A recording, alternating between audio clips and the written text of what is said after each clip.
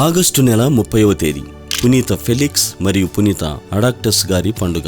పునీత ఫెలిక్స్ గారు రోమాపురిలో తన పవిత్ర సేవలందిస్తూ క్రూర రోమ్ చక్రవర్తి చిత్రహింసలకు పాల్పడి శిరచ్ఛేదన గావించబడుటకు వధస్థలమునకు నెట్టుకుపోబడుతుండగా పునీత అడాక్టస్ గారు ఎదురై పునీత ఫెలిక్స్ గారు పొందబోవు ధన్యమరణం మహిమను మననం చేసుకొని ఫెలిక్స్ గారిని చూపుతూ, ఈ వ్యక్తి నమ్మిన యేసుక్రీస్తే నిజమైన దేవుడని, ఆరాధనీయుడని నేను నమ్ముచున్నాను. వారితో పాటు నేను ప్రాణత్యాగం చేయ సిద్ధంగా ఉన్నాను అంటూ ఫెలిక్స్ గారితో సహా అనేక హింసలను పొంది వధస్థలమున ఈ ఇరువురు క్రీస్తు భక్తులు ఘోరముగా శిరచ్ఛేదము గావించబడి పుణ్య వేద సాక్షులు అయ్యారు. పునీత ఫెలిక్స్ గారు క్రీస్తును బహిరంగంగా ప్రకటించి పరమరాజ్యం పొందితే అట్టి రాజ్యం తాను పొంద పునీత అడాక్టస్ గారు హడావుడి చేశారు.